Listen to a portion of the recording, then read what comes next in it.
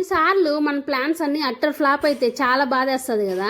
అందుకే అంటారేమో పెద్దోళ్ళు ఏది కానీ ముందుగా అనుకోకూడదు అనేస్తానని. December 29th మా పాప సెకండ్ బర్త్డే. డిసెంబర్ నెల స్టార్ట్ అయినప్పటి నుంచి అనుకుంటా ఉన్నా పాప బర్త్డే వస్తుంది, ఈసారి మంచిగా చేయాలా అనేసానని. కానీ మా ఆయన చెప్తూనే ఉన్నాడు, సెకండ్ బర్త్డేనే కదా, సింపుల్ గా చేసుకుందాము, అంత ఎక్స్పెక్టేషన్స్ పెట్టుకోవద్దు, కావాలంటే థర్డ్ బర్త్డే గ్రాండ్ గా చేసుకుందాము అనేసానని. కానీ నేనైతే మా ఆయనతో గొడవ కూడా వేసాను అనమాట. అదేం కాదు, పాప బర్త్డే బాగా చేయాలి అని. దగ్గర పడే కొద్దీ నేను లెక్కేసుకుంటూ వచ్చేదనమాట. ఇంక 28 days ఉంది, ఇంకా 25 days ఉంది, ఇంకా 20 days ఉంది అన్నట్లు.